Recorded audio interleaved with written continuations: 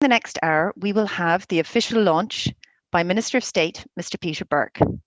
There will be presentations on the 2 research papers, followed by a response from Eddie Lewis. But firstly, I'd like to hand you over to John O'Connor, who is the Chief Executive of the Housing Agency. Thank you. Welcome, Minister, panellists, and all of you who have taken the time to join us for this launch and this webinar. The research being launched by the Minister today connects well with the Housing Agency's aims and objectives in promoting the supply of housing to meet the current and future needs and building sustainable communities. Undertaking research and analysis is a key part of the work we do in the Housing Agency, including work in relation to older person housing and the needs of older people. The majority of Irish people aged over 65 live independently. They live in their own homes, in their own communities, and have a good quality of life. With people living longer and our changing demographics, we need to consider what the appropriate policy responses are to addressing these changing needs. An example of a significant demographic change is that by 2031, which is only 10 years away, the number of people aged over 85 in Ireland will double. So just think about that. In 10 years' time, the number of people in Ireland over the age of 85 will be expected to double. You know, that is a very, very significant change. The department set up an implementation group to address the challenges we face with our aging population. We all need to support this implementation group and the critical work it's doing.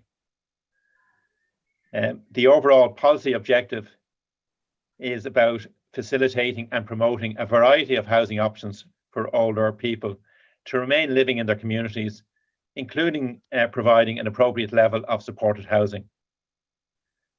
In my own opinion, we need to ensure that our housing is for everyone. All age groups should be able to live together in integrated communities as far as possible and as far as we can manage that. A good example in terms of a country that focuses on integrating of all age groups is Sweden. So in Sweden, the only capital grant funding provided for housing, from their government is in relation to the provision of older person housing. However, it's only provided where the older person housing is integrated with the rest of housing in a development. So, for example, if it was a development of apartments and you had an apartment block, 1 or 2 floors would be for older person housing, but the rest has to be for housing generally. So I think that's a lesson that we need to consider, and I just suggest to anybody online now just to focus on that. There are a number of questions that we need to ask ourselves in relation to what we do. Are the facilities, services, and infrastructure being funded today what is needed for the future? What is the best use of funding in addressing the needs of our aging population? Is the housing that is being designed and built now going to suit our population as changes over the coming years? I would like to thank Deputy Peter Burke, Minister of State for Local Government and Planning, for taking the time to be here today. Since the summer, the Minister has responsibility for the housing policy for older people. The Housing Agency is supportive of the work you, your department, and the implementation group are doing in the area of housing for older people. I wish you every success in your role. Minister, I'm now going to hand over to you for the official launch of these reports. Thank you. One second.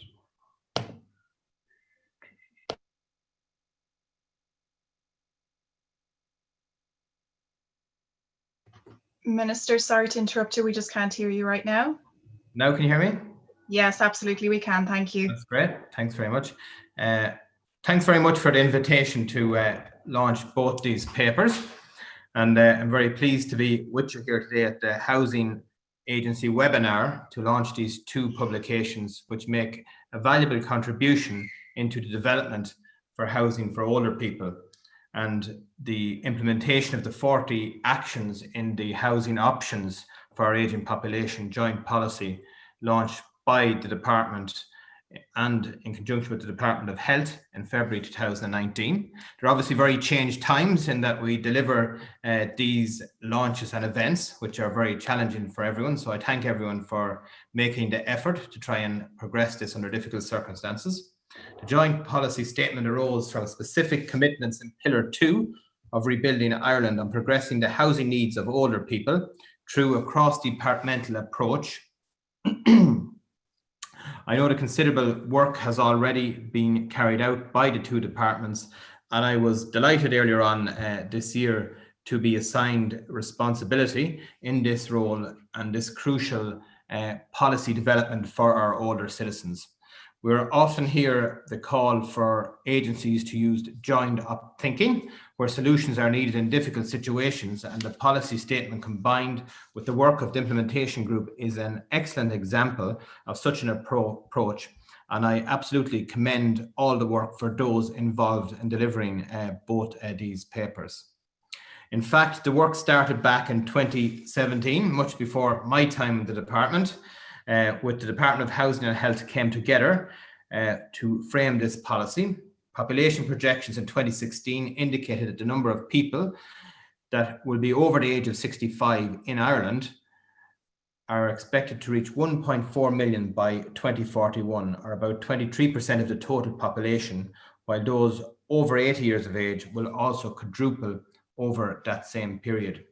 Age Friendly Ireland, in its Litter project in 2016, sought the views of over 20,000 older people countrywide on their housing needs, and the Housing for Older People Thinking Ahead report commissioned by the Housing Agency and Ireland Smart Ageing Exchange identified a pressing need for new types of accommodation choices for over 65, as advocated for a need to view the provision of housing for older people in terms of a spectrum of care and it's in other countries.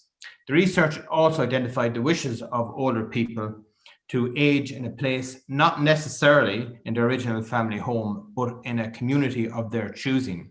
There are a number of key principles on which the framework of the 2019 Joint Policy Statement was constructed to take account of what the research was telling us. These are: sustainable housing should be provided in the right location to enable people to age in the community. Housing and the environment should be designed in accordance with the principles of sustaining lifetime housing. Assistive technology should support people to live independently. Adequate consideration should be given for the need for social connectiveness and devising policy, and all stakeholders must be collaboratively work together to achieve all these policy objectives. These principles are rooted in the belief that providing housing options for older people must focus on the development of an environmentally sustainable and supportive life for older people within a well-planned neighbourhood located close to services and amenities. The provision of well-designed quality housing in lifetime communities guided by universal design principles of accessibility, flexibility and sustainability will benefit everyone in the long term. We would not want to live and grow old. Why would someone not want to live and grow old in such a neighbourhood? An implementation monitoring group representative on the relevant stakeholders, including the Older People's Council, was established to oversee the delivery of these 40 actions under the policy statement in September 2019 and is continuing to work in 2020. 4 subgroups were established to examine specific actions from the policy statement, including building planning related aspects for housing with support, health and social care supported housing, and integration and overreaching aspects of housing with supports, and a final subgroup to develop a geographical information system mapping decision tool to ensure that developments specifically for older people are located in the best available and appropriate site to their needs. The implementation group will shortly publish its second report for the period of January to June 2020, detailing the progress in that time, including completion of 2 reports that we are launching today. Against the backdrop of the pandemic, both Ireland and globally, the challenges inherent in the care and accommodation of older people, particularly frail people, who come into sharp focus for policymakers. It is clear that while the current models of residential care for older people have served society well and will continue to do so for those who choose this model, there are other models that can provide an alternative for older people up to and including those with complex needs. And the great news is that these models not only bring about better quality of life and outcomes for the older person, they also can cost less than the traditional model of care. It is therefore fortunate that, particularly in these testing times, we have settled policy in housing options for our older people, underpinned by a body of robust research to inform our actions into future planning for housing and health for our older people. The 2 reports being launched today are a further important contribution to the development of this very important policy. The first of these, Thinking Ahead, the Financial Benefits of Investing in Supported Housing, is published by the Housing Agency, and it complements the 2016 Thinking Ahead report seamlessly by examining the costs and benefits to the state of an expansion in the provision of supported housing for older people. The report analyses a range of supported housing options with varying care requirements as set out in the 2016 report: independent, assisted and specialised, in which the first level is housing with low level of services, the second a medium level, and the third a high level of services.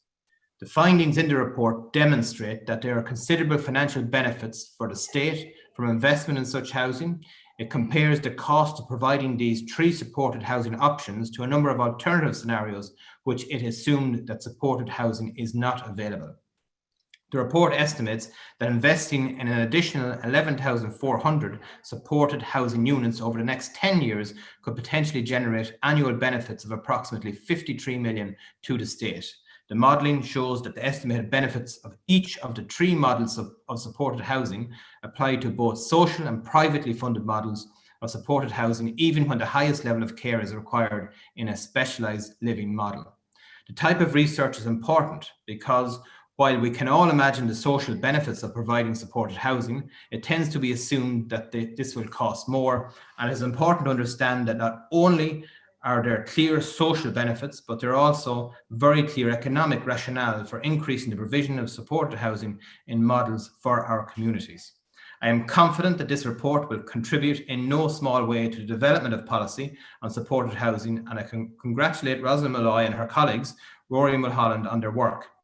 My department, together with the Department of Health, Dublin City Council and Circle Voluntary Housing Agency, is currently piloting a supported housing model in Inchicore, and I know that Rosalind and the Housing Agency are involved with an evaluation of that pilot, and I think this paper, together with the evaluation, will put us in a great position to make the case, provided the model of care for choice for older people as they need support and enable them to remain independent. The Mature Homeless research paper is the second publication being launched today and is fulfillment of a commitment in the joint policy document. It was prepared by Owen Corrigan in the department's Home Economics and Local Authority Lending Unit, working with the Department of Finance and Irish Government Economic and Evaluation Services, who undertook a survey of mature homeowners in the summer of 2019. The survey explored the housing circumstances and attitudes of the households composed of homeowners aged 55 plus, with a view to examining the attitude of mature homeowners towards seeking housing better suited to their circumstances by trading down or relocating from areas of high demand to areas of lower demand. The principal findings of the survey show that in the absence of policy interventions, only a low proportion of the group, between 3 and 6% of mature homeowner households, or 19,000 to 35,000 households, would be likely to move forward in the future. And these factors are inhibiting this. For many of them, emotional attachment to their existing home is chief among it. But the paper finds that between 15 and 20% of mature homeowners, or 91,000 to 121,000 households, would be willing to move if the option to sell their home and purchase a smaller, purpose-built home in the same area for a lower price were available. The potential measures most likely to encourage mobility are encourage or provide greater availability of suitable units, simplify the process and have greater state involvement in negotiating it, and or provide financial incentive. The findings of the paper show that the most effective policies for the mature homeowner are likely to be those which assist and guide those homeowners who wish to downsize. As the issue of encouraging both policymakers and individuals to think and plan for the future in a strategic manner is part of our policy framework, this research paper will be valued as a piece of work to take account as we develop policy again in this area. Again, I commend the author, Owen, for his work and all of his colleagues, and I'm delighted to see homegrown research being presented here today. I will finish by referring once again to our current circumstances, which dictate the way we have, unfortunately, to stay apart from one another. We will all find this difficult on an individual level, and we are here today to mark how we can achieve great things through an individual collaborative effort. And this kind of energy we need to harness as a society to deal with the pandemic as a whole. Our older citizens deserve no less from us. Thanks very much, and thanks everyone for your time.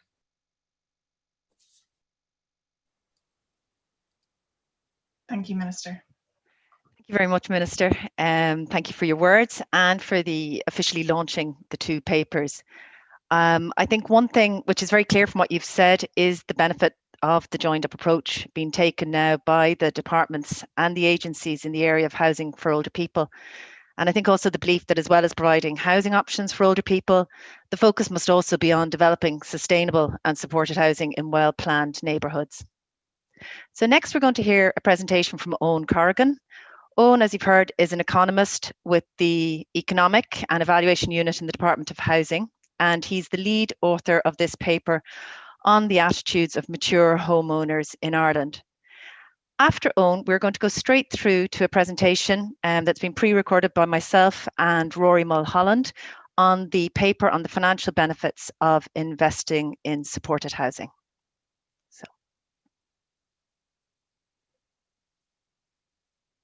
Okay, good afternoon, everybody. Thanks for inviting me here. I'm here to present a piece of research I did with colleagues in the Department of Finance, Dr. Jerry McGuinness and Owen Joyce. This is a piece of research done in collaboration with the Irish Government Economic and Evaluation Service, and we're publishing this paper today. We'll send a link around so people can access the paper. So this is an attitudinal survey exploring the housing circumstances and attitudes of householders who we described as mature, so aged 55 or older, with a view to generating policy findings. And what we wanted to focus on was the attitudes of those homeowners towards downsizing. It's a face-to-face survey of homeowners over the age of 55. With or without mortgage debt, and this survey was conducted back in May 2019 to September 2019, so obviously before the public health emergency. Non-homeowners are excluded, so local authority renters, private market renters are not in there. And it's a cluster sample, over 1,200 respondents and nationally representative. Useful to note that this cohort of households, 55 plus homeowners, that back in 2016, that was 560,000 households. It's in all likelihood grown considerably since then, and will continue to if the demographics map out as expected. So this is, economically and socially, a significant cohort and of growing significance indeed. So to give you a picture of our respondents, here's the age distribution. A quarter of them were between 55 and 61. A quarter were age 76 or older, and the median age was 69. In terms of their other characteristics, it was almost a 50-50 male-female divide. 60% of our respondents were married, and useful to note, I think, that our breakdown there of marital status, that mapped very well to the census 2016 data we have. So we're pretty sure our sample was robust.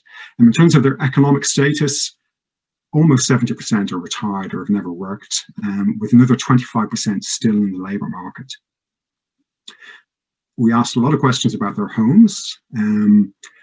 About 50% of our respondents lived in an urban area, and 4/5 had a front and rear garden. Over 60% lived in a detached home, which at first struck us as a little bit high, but then given that 40% or so of homes in the state are detached, and this cohort is probably towards the upper end of the lifetime income distribution, it made sense to us that such a high proportion are in detached homes. And almost 90% of respondents described the condition of their home as good or very good. As you might expect, very few were living in an apartment. We asked respondents how long they'd lived in the home they're currently living in, and the median response was 35 years, which more than 75% were in their homes for 22 years or longer, which perhaps gives a hint, explains some of our findings later on.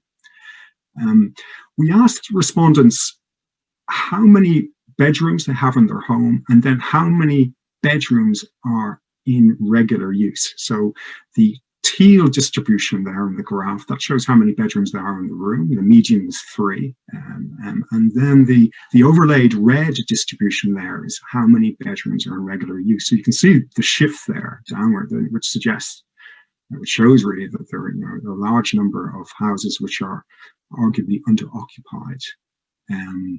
I think there's a breakdown of the proportion of unused bedrooms not in regular use.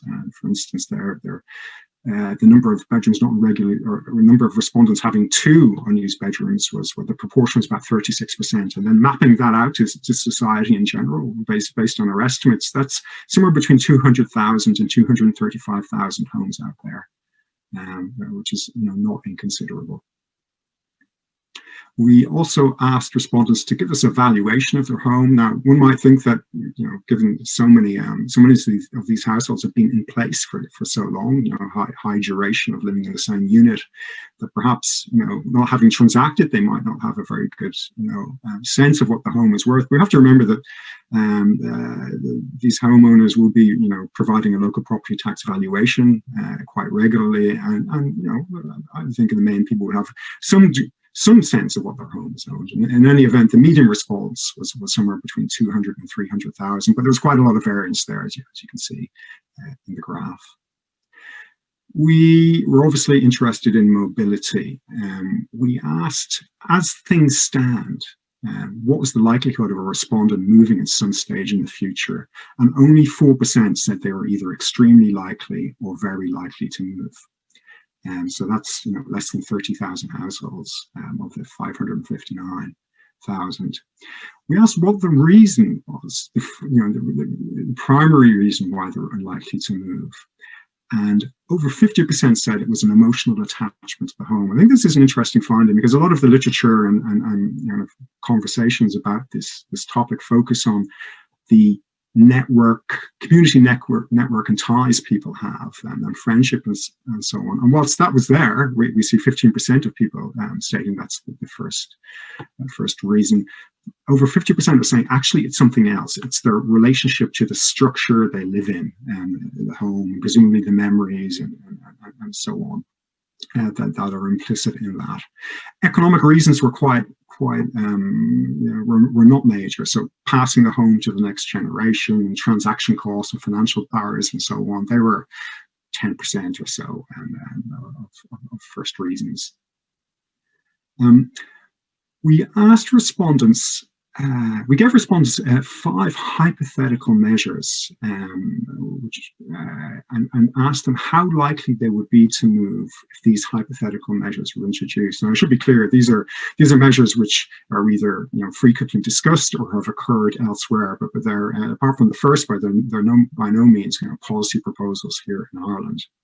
And we found that there was a variation in the response to how attractive these options were. So the greater availability of local units designed for mature homeowners, that shifted the proportion of respondents who felt they were likely to move, shifted from that 4% I mentioned earlier up to 11% if there was greater availability of those units. Interesting, there was a relatively strong response also to any potential state administered scheme to simplify the whole process of moving. So, the state acting in a sense as an honest broker to help guide and assist potential downsizers. About 9% of respondents said a financial incentive or subsidy would also strongly encourage them to move.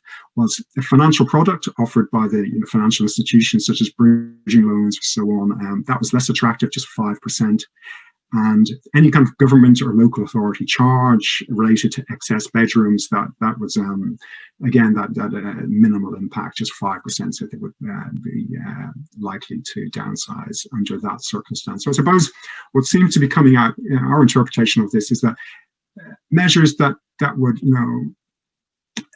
aid decision making and support homeowners were probably likely to be most effective. You might say, okay, well, 10 or 11%, that's not a lot of households. But when we consider the number here, 560,000 of total households in 2016, 11% is still sizable. Our estimates is somewhere between 60 and 78,000 households would be favorably responding. Which, when you compare that to the supply of new units in any given year, it's pretty substantial. We also asked respondents how they would feel about other potential housing options. About 9% said they would consider moving to a purpose-built retirement complex or village. The three other options we provided the responses were statistically very similar. Not much interest in living in an apartment in the same area, or adapting the home and leasing part of that adapted home, or equity release to help fund future needs such as health expenses. These elicit a very positive response. We ran some regressions on the response to the question that if you could sell your home and purchase a smaller purpose-built home for mature households in the same area for a lower price, would you do so? So 17.6% of respondents responded favorably to that. And so running the regressions, what was interesting were the type of variables which strongly came out as encouraging a decision to downsize under those circumstances. So the older a household became, the less likely they were to be willing to move. And also the longer the household was in place in the home, the less likely they were to downsize under those circumstances. It also seemed to be the case that living in Dublin or indeed in Leinster and having 2+ unused bedrooms would positively incline a household to consider downsizing under those circumstances. But it's important to note that really, in terms of the statistical significance of the results, it's age and duration in the home that were strongly influential. What interested us as well was the characteristics which did not predict a willingness to move. So gender, household composition, whether it's a single person or a couple with children, the source of income, such as whether the household is or would be dependent on a pension, a state pension, or other income, proximity to children, the home value, and urban and rural location. None of those variables seemed to have any influence on willingness to move. We asked respondents about intergenerational gifting. To what extent had they offered their children financial support to help buy a home? So some variation here, depending on the number of children respondents had. So a first child was somewhere about 20% likely to have been offered financial support to help buy a home, whilst a fifth child, statistically significant, a result of about 10%. Our interpretation of that is not so much that first childs are favoured. It's probably more the case that large households, those with 5 children, for instance, just are unable to generate the liquid assets over the life cycle to be gifted. The most common gift to children was under 10,000, but there was a lot of variation. Somewhere about between 4.6% and 16.7% of gifts to first children were over 100,000 euros. So, and our conclusions are that as matters stand, there's relatively low interest in downsizing. Somewhere between 3 and 6% will be likely to move in the future as matters stand. However, that could be shifted up to between 15 and 20%, which is equivalent to somewhere between 90 and 120,000 households, would be willing to move if they could sell their home and purchase a smaller purpose-built home in the same area for a lower price. The factors that seem to be inhibiting mobility are, for many households, non-economic. So most feasible policy measures seem unlikely to considerably alter preferences for the majority of households. But there is an opportunity there, as this is a large population and subgroups within that population, as I said, the younger part of this cohort and those households which have spent less time in the house they're currently in, they are considerably more receptive to the possibility of downsizing. And in terms of the type of measures which might be most impactful if the state sought to encourage greater downsizing would be to, as I said, provide greater availability of suitable units locally, perhaps also to simplify the process and have the state act as an honest broker and or financial incentive. Okay, well, that's the end of the presentation. And thank you very much. So thank you, Owen, for that really interesting presentation. One thing I think that the data shows is that providing different housing options for people as they age would be of interest to a sizable segment of the Irish population.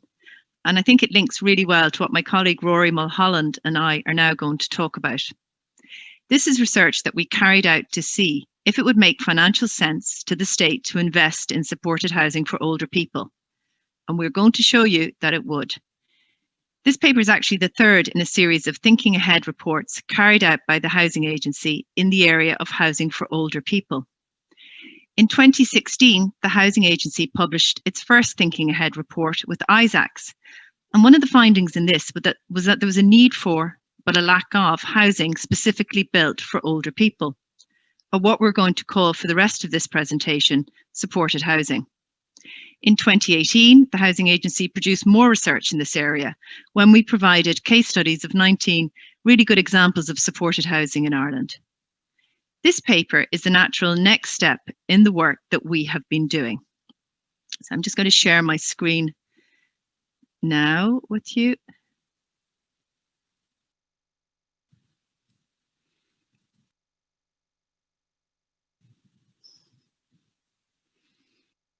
So we set ourselves the task of finding out whether it would make sense financially to the state to build or invest in more supported housing options for older people. We set out to understand and measure the capital costs and the running costs of supported housing in both the social and the private sectors. And one of the reasons we did this was to be able to provide the implementation group with evidence to help support some of the actions in the policy statement around measures to support right sizing. And crucially, what is at the heart of this policy is about supporting and enabling people to have access to different housing options. What we did first was define what we meant by supported housing.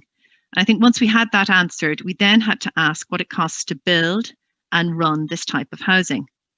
Anecdotally, we knew that living in supported housing had a positive impact on people's health, but we also wanted to provide costings on what this impact looked like.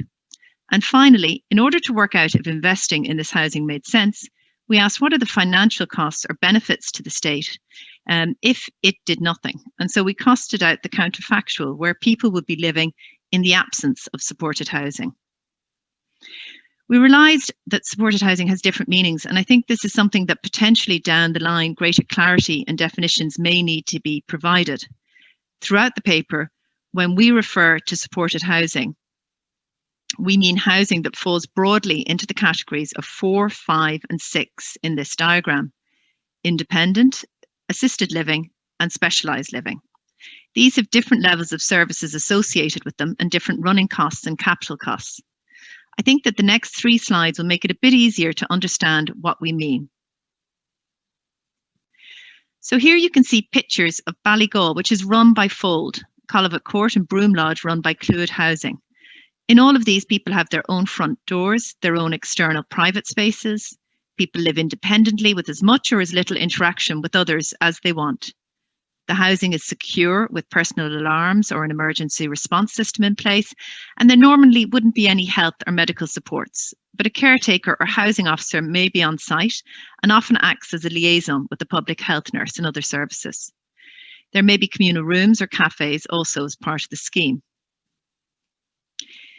The next level of supported housing, assisted living, offers similar secure own-door homes as independent living with social and community interaction. However, this housing is often co-located with a HSE daycare or primary care centre. These often offer outreach services to the residents and the wider community, and the HSE is involved in allocating residents to the housing. In the model in the paper, we've used Unclooneen Kilmally in County Clare and taken into consideration some of the costs of the daycare centre that is co-located on the same site and many of the residents use. Finally, the supported housing, which enables those with greater care needs to live as independently as possible, we refer to in the paper as specialised living. Here you see pictures of Anam Cara on the top, which provides homes for 56 frail older people in Dublin and people living with dementia, and the Carebright community in Limerick, providing homes for people living with dementia. People in this housing can live with as much independence as they're able for, and it is an alternative for some to a nursing home.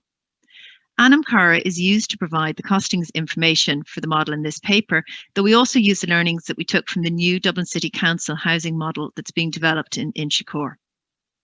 So I'm now going to hand you over to Rory Mulholland, who's going to take you through what was done and the results.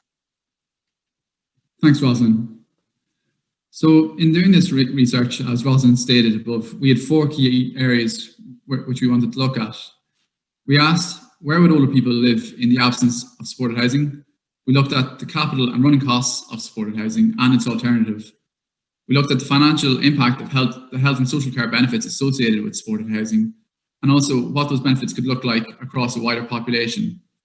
This was informed by data from a number of sources, which you can see pictured here, including the HSE, CSO, Department of Housing, Tilda, Fold Ireland, as well as the Irish Council for Social Housing. So just moving forward, one of the key comparisons and drivers of savings in our model is the difference in capital costs. We would expect the capital costs for supported housing to be lower than the typical housing unit due to their smaller size. To arrive at an estimate of the capital costs of supported housing, we looked at the delivery costs reported in the Housing Options for Our Ageing Population policy statement, which presented the capital costs of 12 supported housing schemes. Using a more recent model within that report gave us a representative cost of 189,000 for a unit of supported housing. In the case of specialised housing, we increased the costs to 220,000. This was informed by discussions with stakeholders. Looking at the cost of nursing home care, the capital costs for a nursing home bed were evidenced from a cost-benefit analysis done for the Department of Health in 2015 and are entered into the model here at €167,589. We use a 2018 average cost of a new build social house as the representative cost for a social housing unit. This is €233,382 within the model. For private housing, which has a low cost within the model, and due to its basically low cost to the state from direct support, we assume a cost of €8,000 for a housing adaptation grant. And this is the maximum grant in this case. Moving on to look at running costs, we looked at the running costs for each of the tenures, and this is really a driver of a lot of difference in costs over time within the model. I must add that this is from the point of view of the exchequer in terms of the costs that it provides and supports. So we took rental assistance as the annual running cost in the case of independent living. This is approximately €2,000 per annum within the model. For assisted living, we used the running costs of Unclooneen in Kilmally and made assumptions about the cost of daycare for external users of that facility to estimate an annual running cost per unit of €5,200 per annum. The most expensive form of supported housing and the one which provides the highest level of care is specialised living, This costs €33,000 per annum within our model. This was evidenced from running costs of Anam Cara. We would still expect higher running costs for delivery of nursing home care, which has a cost within the model of €45,883. This reflects an average of both public and private nursing home care. Running costs for social housing were based on a payment and availability agreement, which is in turn based on the capital costs of the average new build social house. We assume no running costs in the case of private housing. Another key driver of financial benefits for supported housing are, of course, the health and social care benefits. We see reduced requirements across a range of areas here, which really drive savings. GP visits have been shown to be reduced by 46% through supported housing when compared to the counterfactual. Hospital admissions are also one of the large drivers of savings. The saving here is arrived at through a reduction in the reduced probability of admission and reduced length of stay, which really drives down costs. Within the model, we estimate a cost saving of €1,296 per unit of supported housing in each year. Similarly, there are savings in outpatient attendance with a 20% reduction expected. One area we feel that the model has been very conservative in estimating the financial benefits of is in the area of home help and daycare. We estimate a small saving of €106 and €96 per annum based on the data on uptake that we used and limited data on costs. The savings may in fact be larger. In total, we estimate that the whole health and social care savings per annum from a supported housing unit being in place of a regular housing unit is €1,877 in each year. So then we asked, where would older people be living in the absence of supported housing? And in order to combine all the financials above into a single model, we needed to make some assumptions about where older people would live in the absence of supported housing. We broadly split this into a social housing model and a private market model, the difference being the use of social housing or private housing in the alternative. In the case of independent living, where care needs are lower, we estimate that the majority of the population would live in their own home, be that social or private, with a very small proportion would be placed in nursing home care, and this is 5% within the model, specifically for independent living. This is contrasted with the case of specialised living, where we assume 100% of those who would be in specialised living would be in nursing home care in the absence of specialised living. This reflects the higher level of care required in that setting. In the middle, we have assisted living, where we assume 15% would require nursing home care, and 85% would then be in either social housing or private housing. Moving on then, so to look specifically at the case of independent living, when we add up all the capital costs, the running costs, and the health and social care benefits of independent living, we arrive at the net cost of independent living. We then compare this to the cost of the counterfactual. Here we see the net cost of independent living is $11,800. This compares to $16,500 cost per annum of the counterfactual. This drives a benefit of €4,700 to the state in each year. Summing over a 30-year period, we get a total benefit of €106,000. And this is after discounting and also accounting for shadow price of public funds. Moving on to look at assisted living. The costs of assisted living here also taking into account the capital costs, the running costs, and the health benefits. And we arrive at a total net cost of $14,500 per annum. This reflects a higher level of care in assisted living in comparison to independent living. The cost of the counterfactual is similarly higher here, reflecting increased need for nursing home care. The cost counterfactual in the case of the assisted living model is $19,700, which drives an annual benefit of €5,200 per annum to the state. This produces a total financial benefit of over 30 years of $117,000 from each unit of assisted living. I've passed over the detail on the case of private model in both these cases, and we'll come back to it later. In the case of specialised living, again, we see an increased cost here. We estimate a total net cost of supported housing of €45,700. This reflects, again, the high level of care which is required in specialised living. But again, this is contrasted against counterfactual, where there is also a high level of care required through the provision of nursing home care, The cost here is 47,900. So we see an annual saving of €2,200 per annum in favour of the state. Over 30 years, this drives a benefit of €48,900 from each unit of specialised living provided. So just to summarise some findings, we find a very strong net benefit to the state from investment in supported housing. This is primarily driven from savings on expensive nursing home beds, as well as delivering smaller units of housing and the associated health and social care benefits. When we take this to a wider population, the savings add up quite dramatically. We estimate that replacing 11,400 units of regular housing and nursing home beds with a mix of supported housing units would produce a financial benefit of almost $1 billion to the state. We can see the table here, which shows the total benefits of each type of supported housing. However, the comparisons are stronger in the case of social provision.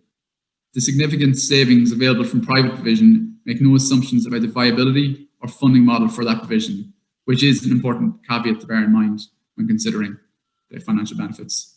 I'll now hand you back over to Rosalind. Thank you, Rory. So for all of the housing types, and for both the social and private, the evidence Rory has shown you in the last slide points to significant savings to the state if it was to invest in more supported housing. We've costed out private and social models, and the savings are found mainly through the reduction or replacement of the need for people to live in nursing homes. I think it's important, however, to stress that these benefits are purely financial, and the wider benefits to society of people living independently within their own homes, with their own front doors, yet within a community, have not been costed. But in light of all that is currently happening, I think it makes an even stronger case for this type of housing than all the financial modelling we've shown here. There are issues that we pose in the paper to consider. I suppose firstly, the current financial investment model is based on a substantial proportion of the population owning their own home. But I suppose increasingly we know more people remain living all their lives within the rental sector, and this will have cost implications with the current model. Another issue, or perhaps consideration, is that in this paper we've divided supported housing into 3 different types.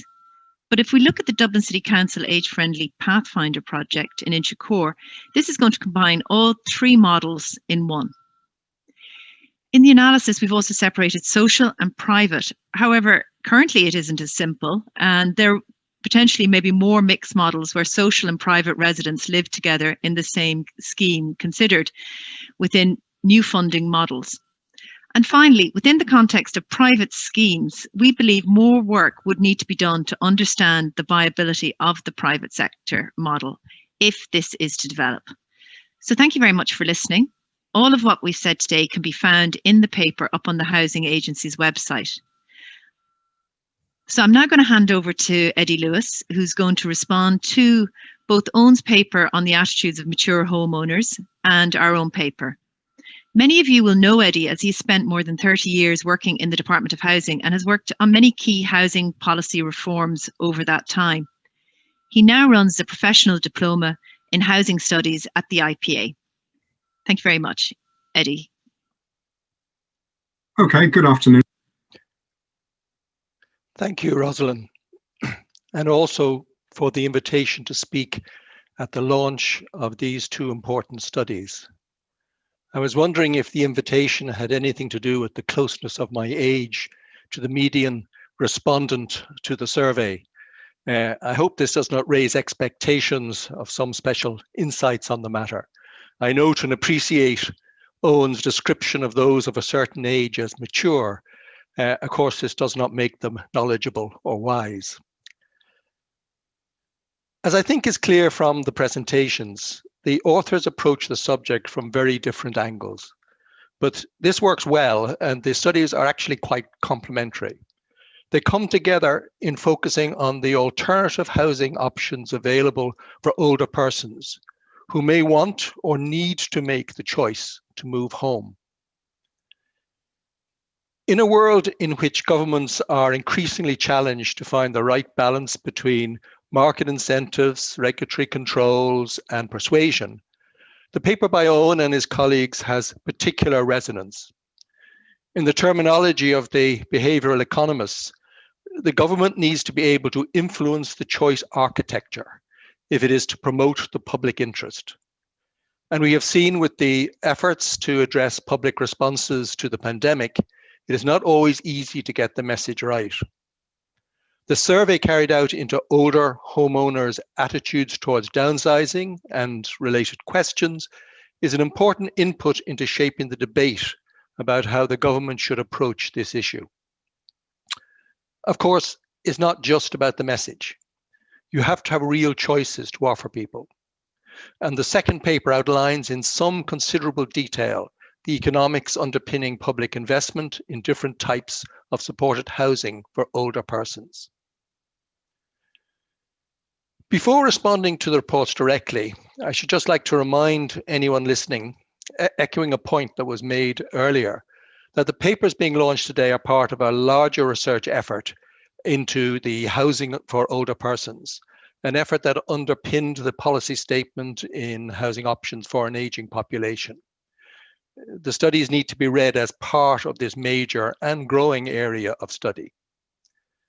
And I should also add that I've had the benefit of reading these papers in advance, and there's a lot in them. In the time available, I can only touch on a couple of aspects of this, but there are other strands of thought well worth pursuing. In the first study, we are dealing with two cohorts, if you like, of the population. The first, a large and growing number of perhaps up to 600,000 homeowners of a mature age. It is clear from the report that there is considerable spare or underused housing capacity within this group. And we know Ireland tends to have somewhat larger housing units than most other countries. How can we make better use of this, especially in respect of older persons, where their direct space requirements are more likely to be reducing rather than increasing? The responses to the survey point to a number of barriers that need to be overcome. The attachment to house, and perhaps to a lesser degree than previous general surveys might have indicated, to the community that people are living in. Barriers also involve or come from the sheer effort involved in making a house move and how this can deter people. Finally, attitudes around inheritance, equity release, and helping adult children financially can add to the complexity surrounding the decision to move. And complexity in this case is likely to lead to delay and inaction. Of course, in these uncertain times, we may also have to allow for adult children returning to the family home. But I do recall the results of another survey. I think it was carried out in the UK, but it has universal application. The survey which confirmed that children are a source of happiness for their parents, but with the additional rider that the happiness quotient increased when they left home. The second cohort, which is perhaps of more direct concern to the two presentations today, is a smaller number of persons that are already positively inclined to downsizing, but perhaps need better choices, financial incentives, or some other type of assistance to make the move. Achieving a better utilization of the housing stock is certainly a worthy goal of public policy. Additional economic and social benefits for the individual concerned will also accrue if more older persons are enabled to live independently and in the community. Depending on the weighting you give to the responses to the survey, the numbers involved could go up or down. But even as a small percentage of overall numbers, the report talks about somewhere between 19,000 to 35,000 households interested in moving. It's still a sizable figure. If more suitable accommodation was available locally, then this number could increase substantially, perhaps to over 100,000. Now, even if only some of these actually make the move, it will still require a major building program of alternative suitable housing for this to have any effect. Is it an effort worth making? The case is certainly well made in Rosalind and Rory's report, that there are very considerable savings to the state in just about every scenario involving older persons living and being supported in the community rather than going into a care home setting. I doubt there would be any argument either that there are many other less quantifiable advantages. If I recall from earlier studies, it is also the stated wish of over 3/4 of older persons to stay living in their own home.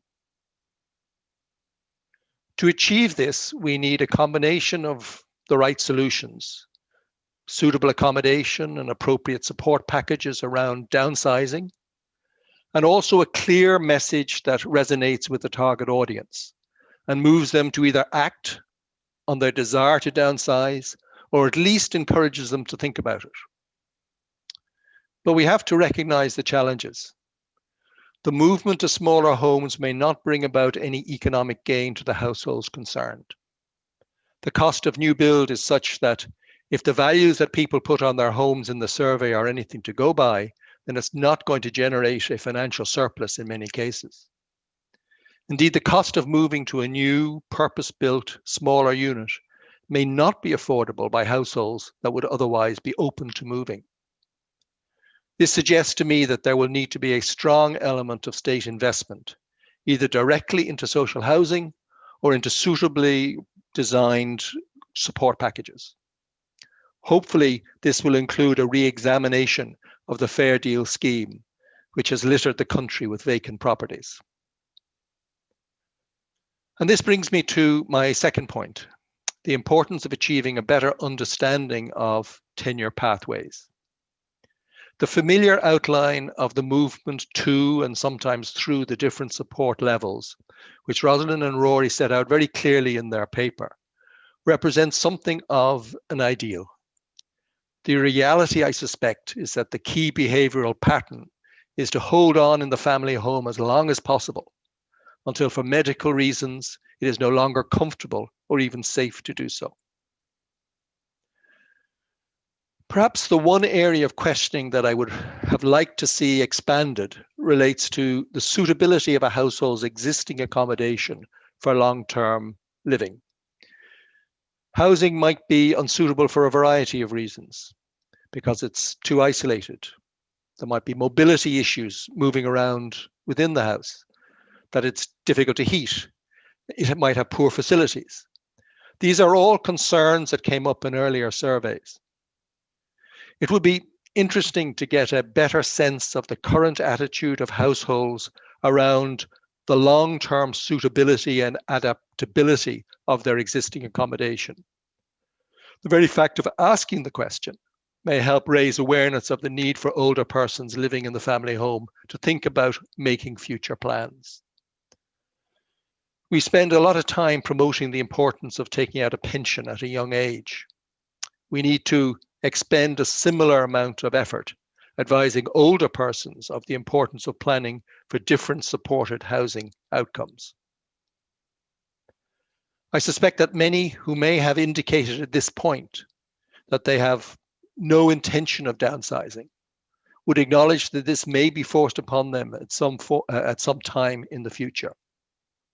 It might be useful to know more about what might trigger such an eventuality. Finally, in deciding on investment priorities, we must not ignore the housing conditions which the majority of homeowners who are not contemplating a move currently live under. While the survey shows that the vast majority are content with the quality of their accommodation, it is less clear how suitable it will be as the occupants get older. The issue in this case may be, how can we extend the time that they can stay living in the house safely and comfortably rather than moving to another property, albeit one perhaps more obviously suited to their needs. As Owen's survey shows, there are strong personal attachments to the houses we live in. There's been a lot of progress made over the past few years in developing and implementing a strategy for the housing of older persons. These latest studies very much fit into this program of work. They make, as far as I can see, an unanswerable case for investing in supported housing on macroeconomic and individual welfare grounds. They focus on the individual households and what is likely to influence them in making the relevant choices about moving from the family home. As always, it is ultimately up to the government to ensure that the message is properly crafted and the necessary investments made. As I said at the beginning, there is a lot of detail in both studies that bear further scrutiny. Far more ideas will come from them than I have been able to touch on in this short response. So please spend the effort and read them. Thank you very much for listening.